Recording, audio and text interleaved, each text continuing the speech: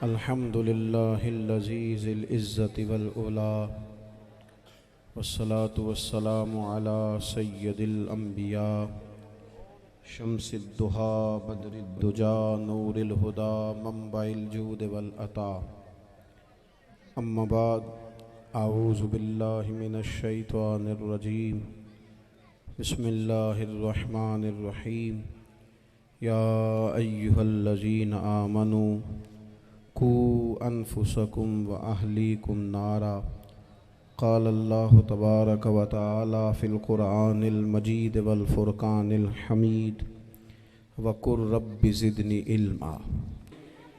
कई दफ़ा दूर से बंदा चल के आए तो उसे नमाज का ज़्यादा सवाब होता है। तो आप थोड़ा सा, हमारा गुफ्तगू का वक्त है, लंबा नहीं, आप अगर इत्मीनान से बैठ जाएंगे तो दो चार बातें अपनी बिसात के मुताबिक अर्ज़ करने की कोशिश करूँगा। अल्लाह तौफ़ीक़ अता फ़रमाए। सबसे पहली बात तो यह है कि ये दस्तार फ़जीलत है तलबा का।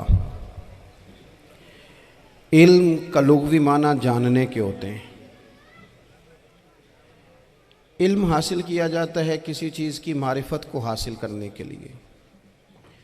जब हम कोई इल्म हासिल करते हैं तो हम ये चाहते हैं कि हमें उस चीज़ के नफ़ा और नुकसान का पता चल जाए। और जब हम दीनी इल्म हासिल करते हैं तो उसका मकसद ये होता है कि हमें रज़ाइल और खसाइल इन दोनों की ख़बर हो जाए। खैर क्या है, शर क्या है, उसमें तमीज़ का मलका हमें नसीब हो जाए। अच्छाई और बुराई खुलकर हमारे सामने वाज़े हो जाए। ये मकसूद होता है इल्म से। इल्म से, तालीम से मकसद ज़्यादा बातें करना नहीं होता।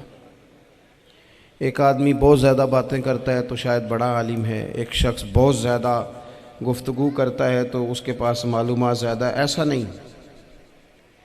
बल्कि हज़रत अब्दुल्लाह इब्न मसूद रदी अल्लाह तआला अन्हु से जब किसी ने पूछा था कि बड़ा आलिम कौन होता है, तो आप फरमाने लगे जो रब से ज़्यादा डरे वो बड़ा आलिम है। और दलील उन्होंने ये दी कि अल्लाह करीम ने कुरान मजीद में फ़रमाया है कि इन्नमा यख्शल्लाह मिन इबादिहिल उलमा। अल्लाह के बंदों में से जो आलिम हैं वो रब से डरते हैं। तो दीनी तालीम, उसकी मालूमात हासिल करने की कोशिश करें, सही करें। कुरान मजीद की एक आया करीमा का कुछ हिस्सा जो मैंने तिलावत किया, उसमें अल्लाह करीम ने फरमाया अपने महबूब से, कहा वक़ुर रब्बि ज़िदनी इल्मा। ए महबूब, आप मेरी बारगाह में ये दुआ मांगें, आप ये अर्ज़ करें कि ए रब मेरे इल्म में इजाफ़ा कर दे। ए मालिक मेरे इल्म में इजाफ़ा कर दे।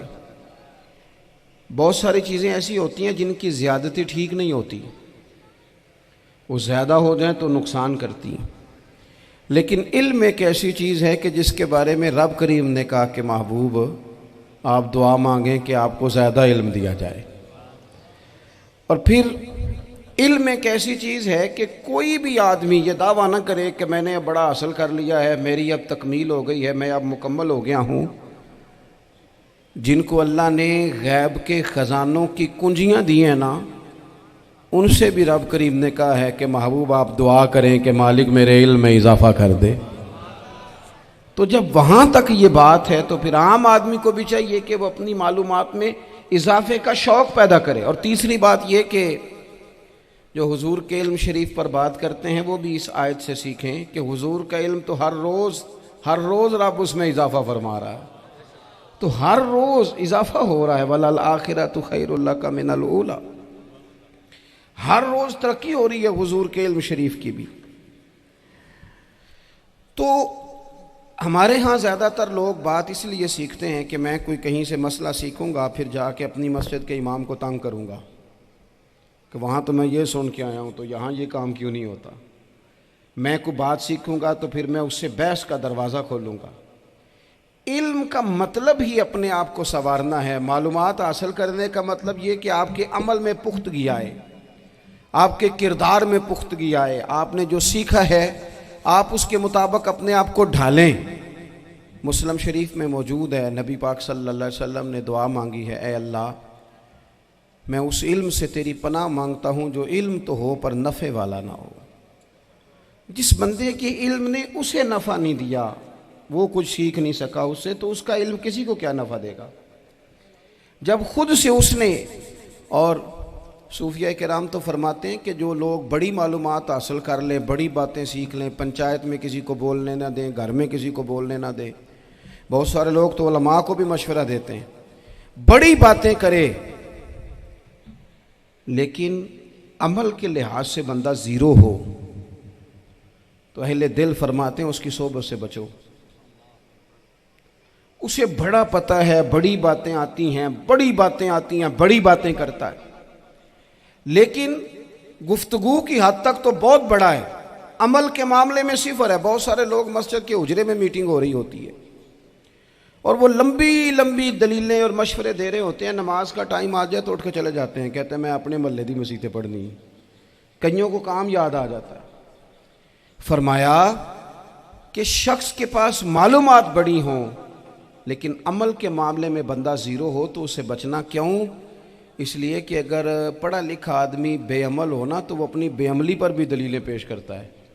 वो कहता है मैं ये काम नहीं करता तो ये मेरे पास दलील है। वो तो बेअमली को भी मुज़य्यन कर देगा माज़अल्लाह।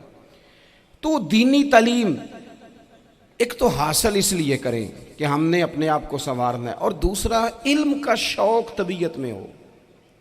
देखें ना, अल्लाह के हबीब सल्लल्लाहु अलैहि वसल्लम ने फरमाया है कि जो इल्म के रास्ते पे चल पड़ा वो जन्नत के रास्ते पे चल पड़ा है।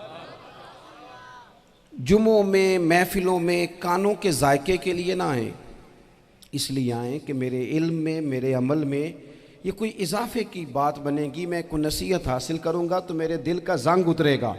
हमारे यहाँ लोग मज़े के लिए आते हैं और आजकल लोग फ़ोटो के लिए आते हैं।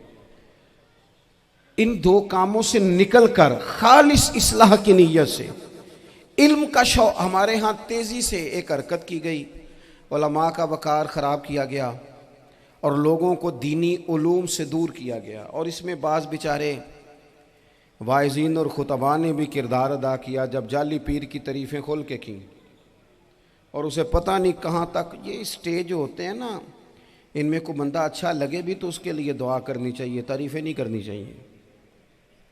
तारीफ़ें उसका कोई फ़ायदा नहीं है, उसको, उस बंदे को तो दुआ का फ़ायदा है। अगर आपको अच्छा लग रहा है तो उसे दुआ दें, उससे ज़्यादा कुछ नहीं करें। और हमारे यहाँ जनाब वो नकीबे महफिल बेचारे की शामत आ जाती है अगर तारीफ़ें थोड़ी करे तो, कहते हैं इन्हों तो ना ही नहीं लेना होंदा। वो भाई इसके नाम लेने से आपका कद ऊंचा होता है। तो इल्म और आलिम, इन दोनों चीज़ों से कौम को दूर किया गया। दीनी तालीमात का फुकदान है। जो मैट्रिक तक लोग 60-70 किताबें पढ़ जाते हैं उन्हें भी कुरान पाक ठीक से नहीं पढ़ना आता, दूर किया गया। आप मुझे बताइए, चलें एक मस्जिद ही आप देख लें, उस मस्जिद के अंदर अगर एक तरफ एक आलिम दीन मिशकात शरीफ खोल के बैठे हों, हदीस पाक का दर्स हो रहा है, या बाहर शरीयत खोल के बैठे हैं, फ़िक़ही मसाइल बयान किए, और उसी मस्जिद में एक बाबा जी जुब्बा पहन के तगड़ा सा बड़ी सी पगड़ी बांध के और 500 दाने वाली तस्बीह लेके बैठे हैं। अब एक बंदा अंदर आता है तो वो किधर जाएगा, आलिम की तरफ के बाबा जी की तरफ? वो क्यों जा रहा है भला बाबा जी की तरफ? वो इसलिए कि हमने उसे ये बताया ही नहीं कि जिस तरह सुभान अल्लाह सुभान अल्लाह सुभान अल्लाह पढ़ना इबादत है ना, इसी तरह दाराबा दाराबा पढ़ना भी इबादत है। उसे हमने बताया नहीं कि जब तक इल्म के रास्ते में रहना भी इबादत है, जब तक उसे ये समझ नहीं ना आएगी कि जिस तरह वज़ाइफ की किताब पढ़ना इबादत है, इसी तरह मिशकात शरीफ पढ़ना भी इबादत है, हदीस बुखारी का दर्स लेना भी इबादत है, मुस्लिम शरीफ की अहादीस पर अपने असातिज़ा से बैठकर दुरूस पाना भी इबादत। जब तक ये पूरा मिजाज देखे ना, नबी पाक सल्लल्लाहु अलैहि वसल्लम ने फरमाया रात की एक घड़ी भर दीन सीख लेना सारी रात नफल पढ़ने से बेहतर है। अब हमें समझना चाहिए कि किताब पढ़ के भी बंदा रब रसूल तक पहुंच सकता है। किताब व सुन्नत रास्ता आसान करते हैं, लेकिन हमारे यहाँ क्या मिजाज दिया गया है, बाबा जी के पास चलो, ज़रूर जाएं बाबा जी अगर नेक हैं तो मना कोई नहीं कर रहा, लेकिन जो सोच हमें हुजूर ने दी है, हमने उसी की सोच के मुताबिक अपने मामलात को तरतीब देना है ना। अब एक बात मैंने आपसे पूछी और आपने कहा कौम सारी बाबा जी की तरफ जाएगी। हदीस पाक किस तरह है, अल्लाह के महबूब मस्जिद शरीफ में तशरीफ़ लाए, दोनों जानिब लोगों के हलके बने हुए हैं, लोग बैठे हुए हैं। एक हलके में लोग अल्लाह की याद कर रहे हैं, जिक्र हो रहा है। एक हलके में बैठ के एक आलिम किताब व सुन्नत का दर्स दे रहे हैं, एक सियाबी और बाकी सुन रहे हैं। ख़ास तवज्जो करें नौजवान मेरी बात पर।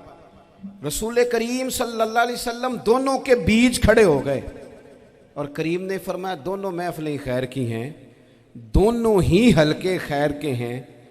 और फिर हुजूर फरमाने लगे मुझे चूंकि रब ने उस्ताद बना के भेजा है, मैं चूंकि मुअल्लिम बन के आया हूँ, यतलु अलैकुम आयातिना व युज़क्कीकुम, मैं चूंकि किताब व सुन्नत की तालीम के लिए आया हूँ।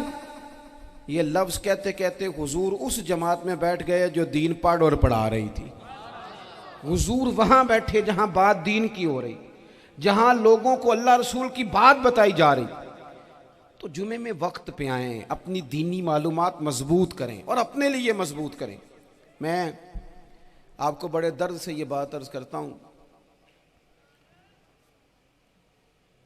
अगर दिन में 100 लोग मसला पूछते हैं ना शरीयत का, तो उनमें 95 लोग वो होते हैं जो तलाक का मसला पूछते हैं। वालिद साहब ने, बेटी के वालिद साहब ने 2 महीने पहले ऑर्डर दिया होता है फर्नीचर का। बेटे की शादी हो तो महीना पहले शेरवानी वाले को भी कहना पड़ता है, गाड़ियां बुक करानी पड़ती हैं, मैरिज हॉल बुक, ये सारे लवाजमात हम करते हैं। सारा कुछ किया, गाड़ी से घर बसना है, मैरिज हॉल से बसना है, फर्नीचर से बसना है, हमने सारा कुछ उनको बताया। लेकिन काश 2 घंटे बच्ची किसी मुअल्लिमा के पास जाती, बच्चा किसी उस्ताद के पास जाता, निकाह तलाक के मसले भी सीखते। मैं दावे से कहता हूं अगर हमें पता चल जाए कि 3 तलाकें इकट्ठी नहीं देनी चाहिए, क्योंकि दे दें तो हो जाती हैं, अगर हमें समझ आ जाए कि नहीं देनी चाहिए, ये मसला बयान हो, और ये वाले मसले हम महफिलों में भी नहीं बयान कर सकते, इसलिए कि लोग कहेंगे मसला तो वो बयान करेंगे जिस पे नारे लगेंगे। आप कौम को ये क्या बता रहे हैं, ये तो छोटा आलिम बताता है माज़अल्लाह इस तरह की बातें, तो बड़ी बड़ी को नुक्ते की बात बताएं। वो जिस तरह हमारे यहाँ वो 1 घंटा पहले नहीं कहते तगड़े हो जो मैं जुमला देने लगा, वो पता नहीं जुमला आ रहा है कि एटम बम आ रहा है, तैयार हो जाओ, जो मेरा जुमला ज़ाया ना करना, इधर भाग के चला गया उधर भाग के आ जाओ। अल्लाह जाने वो जिस तरह कभी लगता है ना पटारी से, अल्लाह जाने क्या निकलेगा, मैं जुमला देने लगा हूँ। तो मैं कहता हूँ तू आराम से बैठ के भी जुमला दे दे, तेरे जुमले से क्या निकलेगा। और तू जुमला ना दे, हमें कोई आयत दे, तू जुमला छोड़ हमें कोई हदीस पाक सुना। यानी हर नकीब, हर खतीब, हर नात खा उठ के कहता है सारा कुरान ही हुजूर की तारीफ है। और भाई अगर सारा कुरान हुजूर की तारीफ है तो चंद आयतें पढ़ दे फिर तू भी, तूने पढ़ी तो एक भी नहीं और तू कहता जा रहा है सारा कुरान ही हुजूर की तारीफ है। ये वाली तारीफ भी तो सुनाना कौम को, जो ये बच्चे इनके उस्ताद इन्हें सिखा रहे हैं और ये सीख रहे हैं, इस तरफ भी तो सफ़र करें। तो मेरे अजीज, अगर लोगों को मसाइल का पता चले तो सैकड़ों घर बच जाएं तबाह होने से, बड़े बड़े घर बच जाएं, लेकिन मसाइल नहीं आते। मेरे पास मसला पूछने के लिए कुछ लोग आ गए, तो 4-5 साल का बच्चा भी था जिसके वालिद ने गुस्से में अपनी बीवी को 3 तलाकें दी थी। तो छोटा सा बच्चा, कपड़े भी फटे पुराने, और हालत बता रही थी कि गरीबी है। तो जब मैंने मसला बताया कि 3 तलाकें हो गई हैं, तो वापस जाने लगे। तो बच्चा मुझसे कहता है, देहाती आदमी, तो कहने लगा मौलवी साहब मेरी अम्मा ते नानी कहनी असन पूछ के आई आप कि हुण असीं लहदा लहदा ही रहना है। तो उस बच्चे की नौनिहाल की वो कैफियत देखी तो मैं रो पड़ा। मैंने कहा यार ये बच्चा बेचारा माँ बाप के होते हुए ये यतीमों जैसी ज़िंदगी गुजारेगा क्योंकि बाप ने तलाक दे दी। किस तरह मसाइल नहीं बताए लोगों को, तालीम से आगाही नहीं किया। और इसमें बहुत बड़ा जुल्म है उन लोगों का भी जो जनाजे पे खड़े होके तो कह देते हैं, मेरी तरह के लोग अच्छे उलमा की बात नहीं करता, वो कह देते हैं देखो जिन लोगों को जनाजा नहीं आता, भैया आपने किस दिन इशा के बाद क्लास लगाई थी जनाजा सिखाने की, ये तो आपने कह दिया लोगों को कुरान जी ठीक नहीं आता। तो यहाँ तो बेचारी बीबियाँ जिनको सही पढ़ना नहीं आता वो मिशन बना लेती हैं कि मैंने इतने 100 को कुरान पाक पढ़ाना है। बेवा हो गई हूँ, तलाक याफ्ता हो गई हूँ, सारी ज़िंदगी कुरान पढ़ाऊंगी। हम क्यों ये मिशन नहीं बनाते, क्यों इस तरफ सफ़र नहीं करते? एक तो दीनी मालूमात में, दीनी उलूम में अपने आप को लगाएं और ज़ौक़ पैदा करें कि जो चीज़ें मुझे नहीं आती मैंने वो सीखनी है, जो मामलात मुझे नहीं आते मैंने उनकी तरफ सफ़र करना है। एक तो अपना ये मिजाज बनाएं। और जब आप दीनी उलूम सीखते हैं तो पता है कौन सा मंज़र कायम होता है? मंज़र वो बनता है कि हज़रत अबू हुरैरा भी दीन सीखा करते थे, हज़रत अब्दुल्ला इब्न उमर भी असहाबे सुफ़ा में रहा करते थे, हज़रत अनस बिन मालिक भी रहा करते थे। और ऐसा मंज़र बनता है कि हज़रत सैयदा खतीजतुल कुबरा रज़ी अल्लाह ताला अन्हा फरमाती हैं, सैयदा फ़ातिमा हुज़ूर की गोद में बैठी होती थी और नबी पाक से बातें पूछती थी और हुज़ूर उन्हें बता रहे होते थे। सैयदा आयशा हुज़ूर से दीन की बातें पूछती। चौथा हिस्सा हमारी फ़िक़्ह के उसूल हज़रत फ़ातिमा की, हज़रत आयशा सिद्दीक़ा की मरवियात पर मबनी है। अगर हमारी बच्चियां छोड़ दें डाइजेस्ट पढ़ना, छोड़ दें इधर उधर की मूवी देखना और वो किताब सुन्नत पर आ जाएं, तो बहुत सारे मसाइल ऐसे हैं जो उलझने से पहले ही सुलझे हुए हों। दीनी तालीम का मिजाज और ज़ौक़। और दूसरी आयत करीमा मैंने तिलावत की, अल्लाह करीम ने कुरान मजीद में फरमाया, या अय्युहल्लज़ीना आमनू कू अनफुसकुम व अहलीकुम नारा, ऐ ईमान वालों खुद भी दोज़ख की आग से बचो और अपने घर वालों को भी बचाओ। ओ वालिद, वो माँ जो बच्चों को भूख से बचाने के लिए मेहनत करती है, उनको मायूसी से बहुत सारे माँ बाप ऐसे होते हैं जिनके पास कपड़े लेने के पैसे नहीं होते ईद पे। क्यों? अजान शुरू होगी जी। अजीज़ भाई, जिस तरह हम अपने बच्चों को देखें, बहुत सारे माँ बाप के पास गुंजाइश नहीं होती, लेकिन इस नीयत से कि बच्चों के दिल टूट जाएंगे, ईद पे कैसे गुजारा करेंगे, मुश्किल से भी कपड़े ख़रीद के देते। इस तरह हम अपने बच्चों को भूख से, प्यास से, मायूसी से बचाते हैं। इस तरह हमारे रब ने हमारे ज़िम्मे लगाया है कि तुम अपने बच्चों को कोशिश करो दोज़ख की आग से बचाने की।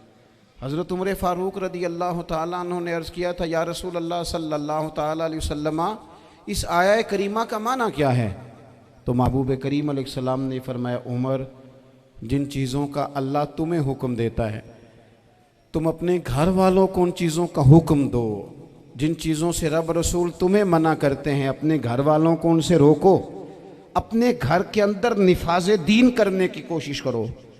मेरे भाई, बहुत ज़्यादा आजमाइश है हमारे घरों में, बेचैनियाँ हैं, इज़्तिराब है, बच्चों में सख्ती है, बहन भाई एक दूसरे के साथ लड़ते हैं, मिजाजों में तलखी आ गई। क्यों भला? इसलिए कि माँ बाप को जो बेहतरीन किरदार और जो हसीन तरीका घर में अपनाना चाहिए था, बच्चे तकरीर बाहर से सुनते हैं लेकिन वो फॉलो अपने माँ बाप को करते हैं। अगर माँ बाप में हौसला हो, सब्र हो, इत्मीनान हो, खुददारी हो, थोड़े पर गुजारा करने का मिजाज हो। देखे ना, आज डिप्रेशन है, टेंशन है, पैनिक्स अटैक्स हैं, बड़ी सारी चीज़ें आ गई हैं। क्यों भला? सब्र नहीं, तहम्मुल नहीं, बुर्दबारी नहीं। आजमाए। एक दिन एक बच्चा मेरे पास आ गया मदरसे का और आके वो रोने लगा। मेरे घर वाले कहने लगे खाना छोड़ दें, पहले इसकी बात सुन ले। मैंने कहा पुत्र क्या हुआ, किसी ने मारा है किसी उस्ताद ने? कहने लगे नहीं हजरत, घर फ़ोन किया था तो मेरी अम्मा और अब्बा की लड़ाई हो रही है। बच्चा कांप रहा है, टांगे कांप रही। मैंने कहा क्या हो क्या गया तुम्हें पुत्र, लड़ाई हो रही है तो घरों में हो ही जाती है। कहने लगे नहीं आपको पता नहीं, वो बड़ा सख्त लड़ते हैं। मेरे वालिद जब मेरी वालदा को मारने के लिए आगे बढ़ते हैं तो हम सारे चारपाइयों के नीचे छुप जाते हैं, हमें खौफ आता है, वो मंजर खतरनाक होता है। ये कौन तकलीफ दे रहा है अपने बच्चों को? यहाँ बैठे हमारे यहाँ मीलों दूर रहते थे उसके घर वाले, तो वो तकलीफ में था, तो घर में क्या कैफियत होगी? अगर हौसला हो, सब्र हो, कनात हो, अल्लाह के दिए हुए थोड़े रिस्क पर हमें राजी रहना आता हो, हमारे घरों में सुकून आए, इत्मीनान आए, हम जो ज़िंदगी बड़ी खुशी खुशी गुजार सकते हैं। हमारे मिजाजों का लालच, हमारी तबीयतों की बेराह रवी, हमारी झूठी अना का बुत, उन सारी चीज़ों को ख़त्म कर देता है। अपनी ज़िंदगी के अंदर अगर हम वो किरदार अपने बच्चों को दें, जिस किरदार में मोबाइल भी हो, जिसमें गाड़ी भी हो, जिसमें पैसे भी ला के अब्बा दराज में रखता हो, लेकिन वालिद का घर में मुसल्ला भी मौजूद हो, उसकी कोई तस्बीह भी हो, वो ये भी कहता हो कि खुदा ने अपने फजल से आज 5,000 दिया है तो इसमें 1,000 गरीबों का भी है, इसमें थोड़ा सा मैंने अल्लाह की रिजा के लिए भी रखा है। अगर कोई मुश्किल आ जाए तो वो बाप और माँ को सब्र करता हुआ देखते हो, अगर एक बाप कर बात करे तो दूसरा बर्दाश्त करता हो। खुदारा अपनी औलादों को इस अजियत का शिकार न करो। अपने घरों के अंदर वो खुददारी, वो प्यार, वो वकार, वो मोहब्बत, वो अंदाज। आप थके हुए हैं, कोई शक नहीं, आप बहुत सारे मसाइल का बाहर शिकार होंगे, कोई शक नहीं, लेकिन आप बाहर से थक के आए हैं। और अगर आप बाहर अपनी फैक्ट्री के मालिक हैं और दफ्तर के बड़े हैं तो घर में भी तो आप बड़े हैं ना। आपकी माँ भी तो इंतज़ार कर रही है, उसने भी तो दुखड़ा सुनाना है ना आपको। आप ये देखिए कि आपके बच्चे भी तो इंतज़ार कर रहे हैं, वो चाहते हैं कि अब्बा आके बैठे तो हम उनके सीने पे चढ़ के थोड़ा खेलें। आपकी अहलिया मुंतज़िर हैं। कुछ बातें बीवी किसी और से नहीं कह सकती, सिर्फ अपने शौहर से कहती है, लेकिन वो तो आते ही जलाल में आ गए साहब। वो कहने लगे तू बड़ी नालायक है, मैं थका मांदा आया हूं और तूने मुझे कहानी सुना दी है। वो उस खातून से शिद्दत के साथ पेश आने लगे। मेरे रसूल पाक की हयात नूर को देखो, हज़रत उम्मे ऐमन हुजूर की रज़ाई वालदा हैं, उनकी भी खिदमत हो रही है। हज़रत हलीमा सादी आ रही हैं तो खिदमत हो रही है। हज़रत अब्बास हुजूर के चचा हैं तो करीम फरमाते हैं मेरे चचा हैं बाप की जगह पे। हुजूर दोस्त अहबाब सहाबा गुलामों सब के साथ प्यार कर रहे हैं। 9 अज़वाज मुतहरात हैं घर के अंदर। और कैफियत ये है कि हुजूर सिर्फ उनकी ज़रूरतों का ही ख्याल नहीं करते, ख्वाहिशात का ही ख्याल नहीं करते, बल्कि मेरे करीम का तरीका ये है कि कोई बंदा आज बोल क्या रहा है, वो कहाँ खड़ा है, आज उसके जुमले किस तरह के हैं, उसका लहजा किस तरह का हो गया है और उसे ठीक कैसे करना है। महबूब इसका ख्याल फरमाते, तवज्जो करते। मैं कहता हूँ कि हम सबको शौक़ आया है आराम करने का। मैं सुबह 11 बजे से पहले अपने घर से निकल आया था और ये वक्त आ गया है और रात को खुदा जाने किस वक़्त घर पहुँचना है। कई दफ़ा कैफियत ये होती है कि गाड़ी से उतरते हैं तो फिर दिल करता है कि कोई उठा के चलाए ना कभी। इसके बावजूद बहुत सारे लोग नाराज़ रहते हैं कि हमसे मिल के नहीं गए, फ़ोटो नहीं खिंचवा के गए, फलानी जगह चाय नहीं पी के गए। ये तसलसल है। लेकिन मैं जितना मर्जी थका मांदा घर जाऊंगा ना, कभी ऐसा नहीं हुआ कि मैं घर जाऊं तो बड़ी टेंशन में जाऊं। मेरी घर वाली एक दिन मुझसे कहने लगी आपने कभी नहीं कहा कि मैं थका हुआ आया। बंदा थक भी तो जाता ही है ना, कभी कहाँ करे ना। मैंने उसे कहा पता क्यों नहीं कहता, इसलिए नहीं कहता कि मैं नहीं चाहता कि मेरे बच्चे ये कहें कि हमने दीन नहीं पढ़ना, हमारा बाप तो बड़ी मुश्किल में है। हम अपने काम के बारे में अपने घर में शिकवे करते हैं। आप किसी बच्चे से पूछ लें कौन सा काम करना है, कहता जो अब्बा जी कर दे रहे वो नहीं करना। क्यों कि अब्बा जी हर रोज़ तो कहते हैं मैं बड़ा उलझ गया हूँ, ये काम बड़ा मुश्किल है। मैं चाहता हूँ कि मैं अपने बच्चों को ये बताऊँ कि पुत्र मैं तो जिधर जाता हूँ फूल ही फूल हैं, मैं तो जिधर से गुजरता हूँ मोहब्बत ही मोहब्बत है, मैं तो जिधर से देखता हूँ दुआएं ही मिलती हैं, ताकि उनका शौक़ पैदा हो। मेरे अजीज़ आप थोड़ा सा दिल बड़ा करें। अगर आप एक की वजह से पूरा घर सुकून में आ जाता है तो आप दिल बड़ा क्यों नहीं करते। जगह ढूंढते हैं बस मुझे कोई तंग ना करे, कोई मेरी बाप माँ बदौलत को कोई परेशान ना करे। बुखारी शरीफ सुनिए, हज़रत आयशा सिद्दीक़ा रज़ी अल्लाह ताला अन्हा बैठी हैं। हुजूर फरमाने लगे आयशा आज एक बात ना बताऊं तुम्हें। या रसूलल्लाह बताइए। हुजूर फरमाने लगे जब तुम मुझसे नाराज़ होती हो तब भी मुझे पता चल जाता है, और जब राज़ी होती हो फिर भी पता चल जाता है। तो हज़रत सैयद आयशा सिद्दीक़ा बात सुन के बड़ी खुश हुई। या रसूलल्लाह वो कैसे। हुजूर फरमाने लगे कभी कभी तुम कसम उठाती हो। या रसूलल्लाह हाँ। फरमाया जब होती हो ना राज़ी खुश तो फिर कहती हो मुझे रब्बे मोहम्मद की कसम सल्लल्लाहु अलैहि वसल्लम। फिर तुम मेरे नाम के साथ रब करीम का नाम मिला के कसम उठाती हो, रब्बे मोहम्मद की कसम। या रसूलल्लाह बिल्कुल ऐसे ही है। और फरमाया जब तुम्हारे दिल में कोई बात होती है ना तो फिर तुम कहती हो मुझे रब्बे इब्राहीम अलैहिस्सलाम की कसम, फिर तुम रब्बे मोहम्मद नहीं कहती। ये बुखारी मुस्लिम में मौजूद है। हज़रत आयशा सिद्दीक़ा ने तो बात सुनी तो खिल गई तबीयत, कहने लगी करीम सदके जाऊं, यहाँ तक ख्याल फरमाते हो, किसके जुमले कहाँ पहुंच गए, यहाँ तक ख्याल है। फरमाया मुझे पता चल जाता है कि तुम्हारी कैफियत क्या है, कहाँ खड़ी हो। और भाई हम तो अपनी माँ का भी ख्याल नहीं रखते।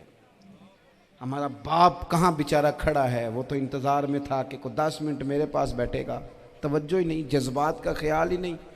हज़रत आयशा सिद्दीक़ा बात सुन के अर्ज़ करने लगे, या रसूल अल्लाह, मुझे रब्बे मोहम्मद की कसम हो, मैं सिर्फ नाम छोड़ती हूँ, मेरे दिल में हर वक्त मदीने वाले महबूब ही रहते हैं, नाम ही छोड़ती हूँ सिर्फ। ओ मेरे दोस्त थोड़ा सा जा। और दूसरा अर्ज़ करूँगा, दौलत अगर बहुत आली चीज़ होती ना, बहुत कीमती, तो सबसे ज़्यादा सैयदा आयशा के घर में होती। अगर पैसों से ही शौक आता तो पैसे सबसे ज़्यादा हज़रत फातिमा ज़हरा के काशाना नूर में होते। ओ मेरे भाइयों, सोना वक्त मोहब्बतों से गुजारा जा सकता है। ओ भाई, मैंने तो अपने घर में ये देखा कि मेरे वालिद साहब गर्मी आती तो फरमाते, ओ लो भाई तुहानू परवाह नहीं, मैं तुहाडे पड़ोले च दाने पा दिते ने ते तुहाडी माँ ने मर्तबान ने अचार पा दिता है, लो अब तुम्हें कहीं जाने की ज़रूरत नहीं पड़ेगी। इस पे भी वक्त बड़ा अच्छा गुजरता था, इस पे भी टाइम बड़ा अच्छा। 6-6 खाने खा के बच्चे नखरे कर रहे हैं। मैंने अपने वालिद साहब से एक दिन कहा, मैं क्या अब्बा जी तुहानू पसंद की है? फरमान लगे, पुत्र जे तो लगी होवे भुख फिर तो हर शाही, और अगर भूख ना हो तो फिर नखरे ही नखरे हैं, फिर क्या पसंद होना है। तबीयत नहीं, अपने घरों में अपने दोस्तों में इत्मीनान पैदा करें, इस तरह से बाहर आएँ। और एक बात और अर्ज़ करनी है, याद रखना, तकरीर बाहर चलती है, घर में नहीं चलती। घर में अमल चलता है। घर जाके आप लेक्चर देना, नमाज पढ़ा करो, नमाज पढ़ा करो, नमाज पढ़ा करो, नमाज पढ़ा करो, तो कोई नहीं पढ़ते घर वाले। आप घर में नमाज खुद शुरू कर दें। नबी पाक सल्लल्लाहु अलैहि वसल्लम ने फरमाया, घरों को कब्रस्तान ना बनाओ, कुछ नफली नमाजें घर में भी पढ़ा करो। अल्लाह के प्यारे रसूल सल्लल्लाहु अलैहि वसल्लम का घर मस्जिद नबी के बिल्कुल साथ है, दरवाज़ा हुजूर के घर का मस्जिद में खुलता था। लेकिन नबी करीम सल्लल्लाहु अलैहि वसल्लम क्या करते थे?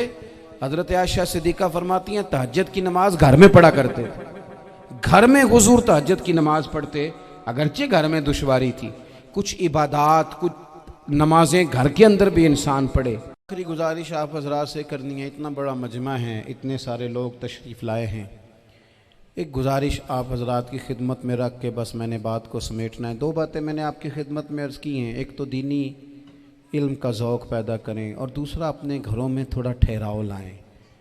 थोड़ा सा अपने, ये बच्चों के दस्तार फ़जीलत का इज्तिमा था, इसलिए मैंने ये बात अर्ज़ की, अपने घरों में थोड़ा हौसला कनात लाएं। हज़रत आयशा सिद्दीक़ा रज़ी अल्लाह तआला अन्हा फरमाती हैं, ऐसा नहीं था कि हमारे घर के अंदर माल नहीं आता था, अल्लाह के फजल से बड़ा कुछ आता था, लेकिन फरमाती हम इसार कर दिया करते थे। हुजूर का मिजाज इसार कर देने का है। याद रखना, शम्मा से अगर कई शम्मे जल जाएं तो इसकी रोशनी में कभी कमी नहीं आती। हज़ारों दिए भी जल जाएं तो ये दिए मांद नहीं पड़ते। महंगाई बड़ी ज़ोर की हो गई, गरीब आदमी की आजमाइश बढ़ गई। हमेशा महंगाई से गरीब लोग मुतासिर होते हैं। अमीरों की तो चीज़ें महंगी हो जाती हैं, वो तो सिंगल उन्होंने जमा की होती हैं, महंगी होती हैं तो डबल में बेचते हैं। गरीब पिसता है। लेकिन दुख की बात यह है कि हम एक दूसरे का साथ नहीं देते। मकरूज़ ज़हनी अज़ियत का शिकार है। 3 दिन है ना ईद के, तो एक जोड़े से भी गुजारे जा सकते हैं, एक से भी। अक्सर लोग तो वैसे ही ईद की नमाज़ पढ़ के सो जाते हैं, और जो बेदार भी हैं वो भी कपड़े बदल करके जानवर के ज़िबा में मशगूल हैं। हमने इस ईद पे कोशिश करनी है कि हमारी गली में, हमारे मोहल्ले में, हमारे दाएं बाएं थोड़ा सफ़र करें, बच्चों को देखें, सरकारी स्कूल से निकलते बच्चों को देखें, मसाजिद मदारस से निकलते बच्चों को देखें। हम ना 1-1, 2-2 का साथ दें। ये जितनी सियासी जमातें काम कर रही हैं, जिनकी हुकूमत थी, जिनकी है, पता नहीं कल किसकी आएगी, मैं तो ज़ाती तौर पर इनसे पूरा मायूस हूँ। मुझे तो नहीं लगता कि जितने लोग आज तक हुकूमत कर चुके हैं, बार बार आते हैं या पिछली हुकूमत गई है, इनके पास कोई प्लान ही नहीं है। ये तो बेचारे एक दूसरे की टांगें खींचने के अलावा ना कुछ कर सके हैं, ना उम्मीद है कुछ करेंगे। लेकिन गरीब की तकलीफ़ बढ़ गई है। मेरे पास 20 लोग आते हैं, आते तो वो दुआ का कहने हैं, आते तो सिर्फ ये बताने हैं कि इस मुश्किल में हूँ, दुआ करना। लेकिन दोस्तों, लोगों की बातें सुन के बड़ी तकलीफ़ होती है। हम क्या किसी की मदद कर सकते हैं? हमारे लिए तो मदारस चलाने मुश्किल हैं, लेकिन लोग अजियत का शिकार हैं। ज़हनी कर्ब के नीचे लोग आ गए, इतनी बड़ी अजियतें खड़ी कर दी गई हैं। थोड़ा थोड़ा देखो, 2 का खाना 3 भी तो खा ही सकते हैं ना, 3 का खाना 4 भी तो खा ही सकते हैं ना। मेरे महबूब ने हमें ये नहीं कहा था ज़्यादा गोश्त पकाना, बल्कि रसूल पाक ने तो रंग ही बड़ा सादा दिया है। करीम ने फरमाया, आयशा शोरबा ज़रा ज़्यादा कर लो, पड़ोसियों को भी सालन दे देंगे, थोड़ा शोरबा ज़्यादा कर लो, इसी को बढ़ा लो, थोड़ा शोरबा बढ़ा लें, थोड़ा थोड़ा एक दूसरे की मदद करें, दस्त शफ़क़त रखें। गलियों में सुनसान लोग, अब तो लोग एक दूसरे से दुख भी नहीं कहते, वो कहते हैं देना किसी ने है कुछ नहीं, और तमाशा अलग से बन जाएगा। दोस्तों, हमने खुद एक दूसरे का हाथ बटाना है। जो लोग साहिब सरवत हैं, देखो एक ही बाप की औलाद होती है, एक को अल्लाह बड़ा नवाज देता है, 2-3 कमज़ोर रह जाते हैं, उसको चाहिए वो दूसरों पे दस्ते शफ़क़त रखे। एक गली में सारे लोग एक ही कबीले के, एक ही इलाके के, एक आगे निकल गया है, उसे चाहिए वो दूसरों का ख्याल करे। अजीज़ भाइयों, हमने इस कमर तोड़ महंगाई के दौर में, मैंने जुमे में अमीर लोगों से कहा था कि कुर्बानियाँ करनी तो है ही, तो तुम तो सारा साल गोश्त खाते हो। क्या आपको बताऊं कि हम उस वतन में रहते हैं यहाँ फ्रिज और फ्रीज़र बड़ी इससे पहले ज़्यादा बिकते हैं। फ्रिज नहीं ले आओ, बड़ी ले आओ, चूँकि गोश्त सेव करना है, सारा साल भी तो मिलता है ना अमीरों। मैंने तो कहा था उस गांव में ले जाओ जहाँ कुर्बानी कोई नहीं कर रहा, ज़िबाई वहाँ जाके कर लो। थोड़ी सी गुंजाइश बनाएं अपने दिलों में। ये ज़रूरी नहीं कि सामने वाला आपका शुक्रिया भी अदा करे। हज़रत आयशा सिद्दीक़ा रज़ी अल्लाह तआला अन्हा, अम्मा जी एक कनीज़ रखी हुई थी, हज़रत उस्मान गनी ने दी थी कि आपकी खिदमत करेंगी। तो वो कनीज़ कहती है कि अम्मा जी तो मेरी भी रोटियां पका देती थी, वो तो मेरे लिए भी खाने का एहतमाम कर देती थी, लेकिन कोई दरवाज़े पे अगर मांगने आता तो हज़रत आयशा सिद्दीक़ा मुझे कहती इसे खैरात दे आओ। तो मैं कहती अम्मा जी ये काम तो लोग दौड़ के करते हैं और आप ये मुझे कह रही हैं मैं कर दूँ? तो हज़रत आयशा फरमाती जब कोई बंदा किसी को देता है तो वो शुक्रिया अदा करता है। मैं चाहती हूँ वो शुक्रिया भी तेरा ही अदा कर जाए, मैंने जो अजर लेना है वो रब की बारगाह से लेना है। तो मेरे भाई, अपनी ज़िंदगी में थोड़ा सा तो दिल बड़ा करें, थोड़ी थोड़ी गुंजाइश पैदा करें। और ये ज़रूरी नहीं कि उस बंदे का आपसे बड़ा अच्छा सलूक ही हो, ना भी हो उस गरीब का सलूक अच्छा, तो बाज़-औक़ात बंदा गरीबी में तल्ख़ भी तो हो ही जाता है ना। बाज़-औक़ात इंसान पे गुर्बत ज़्यादा आ जाए तो उसकी तबीयत भी तो, बीमार आदमी सख्त भी तो हो जाता है। तो मेरी आपसे ये गुजारिश है कि ये जो दिन चल रहे हैं वो हमारे यहाँ हमारे हुक्मरान कहते हैं मज़ीद सख्त फ़ैसले करने पड़ेंगे। और मैंने कहा तुम्हारे लिए तो आसान है, इसलिए कि तुम तो जिस दफ्तर में बैठ के फ़ैसला करते हो उसकी तो बत्ती कोई नहीं जाती, तुम्हें क्या पता हो, वहाँ तो एसी भी 1 मिनट के लिए बंद नहीं होता। ये तो उससे पूछो बाप से कि जो ईद से पहले अपनी बीवी से मशवरा कर रहा है कि ईद आ गई है, अगर बेटी के घर कपड़े ना भेजे तो उसकी सास बातें करेगी। ये छोटी ईद गुजरी थी ना, तो हमारे यहाँ कुछ लोग समझते हैं कि सखावत सिर्फ रमज़ान में ही करनी है, और रमज़ान में सवाब ज़्यादा है, वरना राशन वंडन वाले और लोग को ईदों बाद भी भूख लग दीजिए, ईद के बाद भी उसी तरह ही गरीब के साथ पेट होता है, लेकिन तवज्जो नहीं। एक तो ज़ौक़ इल्म पैदा करें, एक अपने घर में इत्मीनान का माहौल लाएं।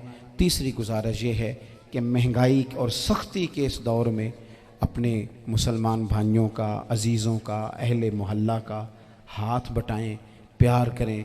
अल्लाह के हुजूर दुआ है अल्लाह हमारी इस हाज़री को कबूलियत का शरफ़ अता करे। आखिर दावा या अनिल हम्दुलिल्लाहि रब्बिल आलमीन।